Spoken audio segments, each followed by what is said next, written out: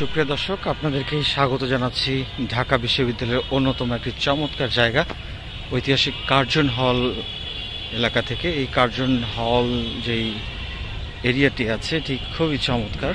প্রাচীন একটি ভবন, প্রাচীন স্থাপত্যকলা বিশিষ্ট, ব্রিটিশ আমলে নির্মিত এই বিল্ডিংটি খুবই দৃষ্টিনন্দন এবং চমৎকার, এবং চারপাশে সবুজ ঘাস। এপাশে মেট্রো লাইন চলে গেছে এবং মেট্রো রেল থেকেও কিন্তু এটি খুব চমৎকারভাবেই দেখা যায়। এই কার্জন হলটি ঢাকা বিশ্ববিদ্যালয়ের যে কয়েকটি ভবন আছে তার মধ্যে এটি এক নামে সবাই চেনেন এবং খুবই চমৎকার। বেসিক্যালি আমি আপনাদেরকে আজকে ঢাকা বিশ্ববিদ্যালয়ের এই এরিয়াটি ঘুরে দেখাচ্ছি।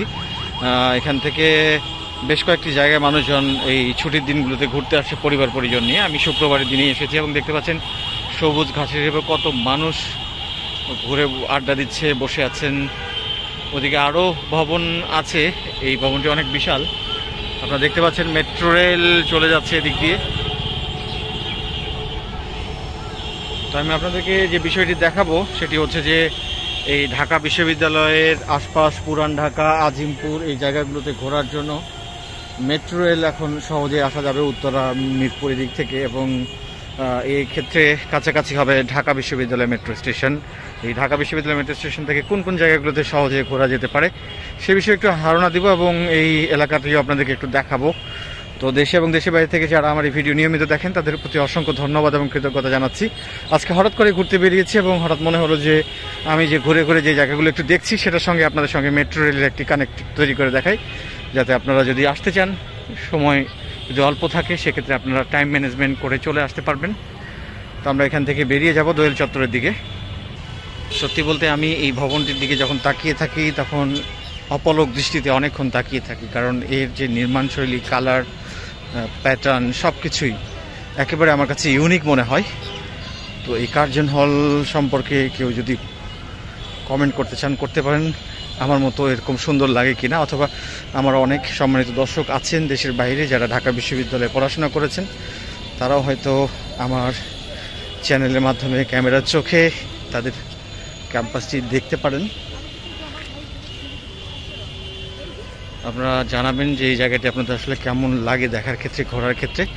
তো ভিডিও শুরুতেই আমি আমার সম্মানিত দর্শক যারা ভিডিও দেখেন, আমাকে সহযোগিতা করেন, সবার প্রতি ধন্যবাদ, কৃতজ্ঞতা জানাচ্ছি। সেই সঙ্গে আমার এই চ্যানেলটি সাবস্ক্রাইব করে 1 লাখ সাবস্ক্রাইবারের ল্যান্ডমার্ক স্পর্শ করার সুযোগ তৈরি করে দেবেন, এই অনুরোধটি আপনাদের সবার প্রতি জানাচ্ছি। কার্জন হল ভবন থেকে বেরিয়ে এই রোডটি চলে গেছে চাঙ্কার পুলের দিকে, পুরান ঢাকার দিকে। এদিক দিয়ে চকবাজারেও যাওয়া যায়। ডান পাশেই দেখতে পাবেন দোয়েল চত্বর, মেট্রো লাইন।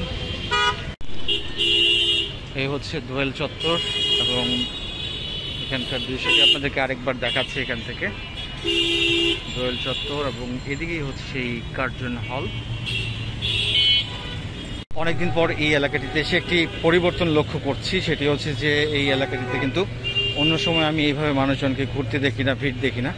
এখন কিন্তু প্রচুর পরিমাণে আমরা দেখতে পাচ্ছি যে এই জায়গাটিতে মানুষজন ঘোরার জন্য আসছেন।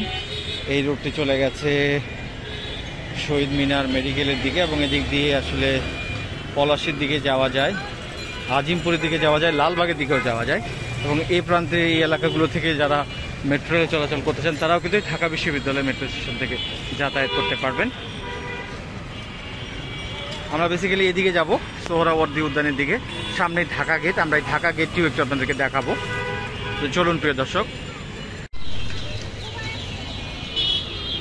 ঢাকা বিশ্ববিদ্যালয় এরিয়ার মধ্যে আছি, শহীদ মিনার দিক থেকে আসা এই রোডটি, এবং এই প্রান্তে আপনারা দেখতে পাচ্ছেন দোয়েল চত্বর। আমরা বাম দিকে চলে যাব এবং সোজা যে রাস্তাটির দিকে আছে হাইকোর্ট হয়ে মৎস্য ভবনের দিকে, দুঃখিত, হাইকোর্ট হয়ে এটি চলে গেছে সচিবালয় এবং প্রেস ক্লাবের দিকে। এই জায়গাটি ঐতিহাসিক ঢাকা গেট। এখানে একটি মীর জুমলার কামানও রাখা আছে এবং এই জায়গাটিকে নতুনভাবে রেনোভেট করা হয়েছে 2023 সালের নভেম্বর ডিসেম্বর মাসের দিকে। এরপরে এই জায়গাটি একটু হলেও দৃষ্টিনন্দন হয়েছে, তবে দুঃখজনক। এবং অনেক ধরনের হ্যান্ডিক্রাফটের দোকান আছে এই দোয়েল চত্বরে, যারা দোয়েল চত্বরের দিকে আসেন এই প্রান্তের দিকে হ্যান্ডিক্রাফটের দোকানগুলো। আমরা সামনেই আপনাদেরকে এখন দেখাবো ঐতিহাসিক একটি জায়গা, ঢাকা গেট। এই গেটটি আসলে রেনোভেট না করলে সেভাবে চোখে পড়তো না। প্রায় 400 বছরের পুরনো ঢাকা গেট।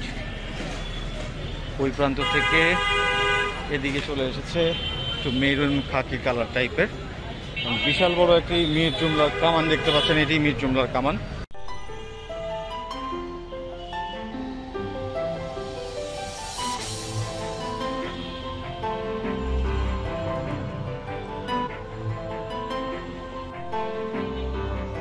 আপনারা দেখলেন এই ঢাকা গেটটি দুই প্রান্তেই খুব চমৎকার, এবং এই ঢাকা গেট পার হয়ে ঢাকা গেটের পাশেই যেখানে দেখছেন ঢাকা গেট পার হয়ে এখানে 3 নেতার মাজার।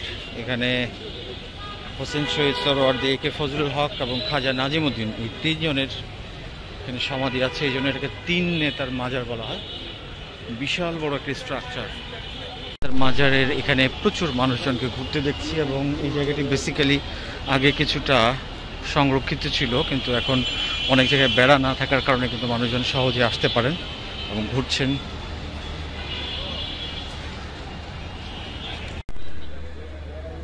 এই জায়গাগুলোতে অনেক জায়গায় ফেন্স না থাকার কারণে মানুষজন কিন্তু সহজেই ঢুকতে পারছে। আপনারা দেখতে পাচ্ছেন আমরা ঢুকলাম, তবে এই জায়গাগুলো আসলে আরও পরিষ্কার পরিচ্ছন্ন হওয়া উচিত এবং নিরাপত্তাও থাকা উচিত। এখানে কিন্তু প্রচুর ভবঘুরে এবং বিভিন্ন দুষ্ট প্রকৃতির মানুষজন আছেন যারা ইলিগাল ট্রেড করেন, মাদক নেন। তাদেরও কিন্তু খুব আঁকড়া একটি বড়। আমাকেও 2-3 জন জিজ্ঞেস করছে দেখে যে কিছু লাগবে কিনা। তো জায়গাটির আসলে খুব ভালো জায়গা না ঘোরার জন্য। জাস্ট আপনাদেরকে দেখালাম যে জায়গাটি চেঞ্জ হয়ে গেছে।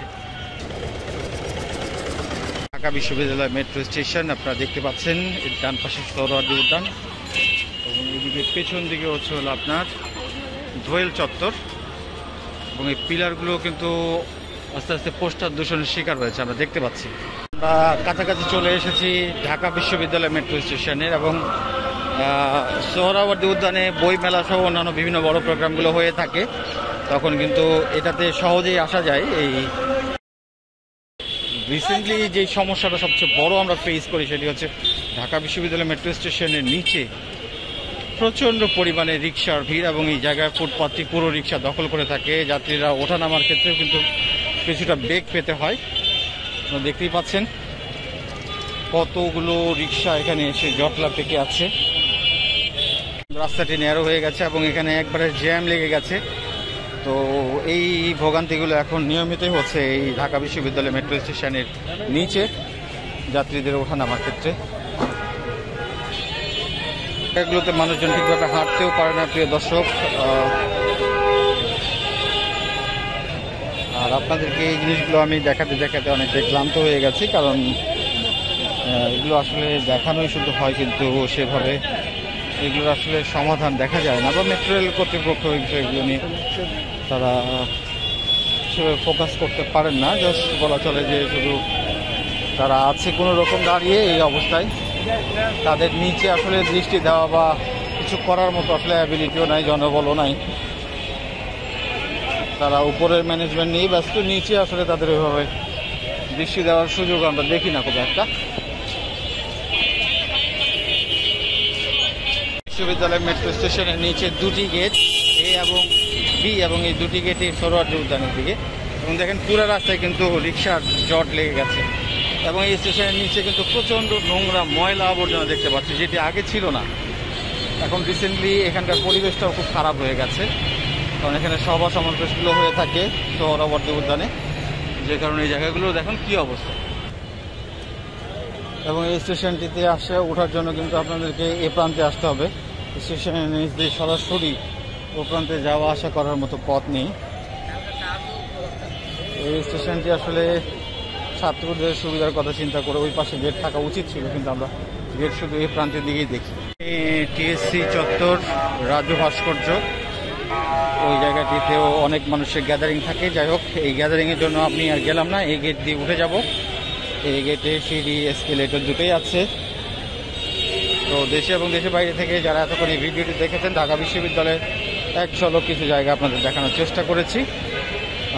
আবারও অনুরোধ জানাবো, যারা আমার এই চ্যানেলে নিয়মিত ভিডিও দেখেন কিন্তু সাবস্ক্রাইব করেন না, অনুরোধ করে করবেন এবং নতুন দর্শকরা আমার চ্যানেলে সাবস্ক্রাইব করে এগিয়ে নেবেন। সকলের সুস্বাস্থ্য মঙ্গল কামনা করে আজকের ভিডিও এখানেই শেষ করছি। সবাই ভালো থাকবেন। আল্লাহ হাফেজ।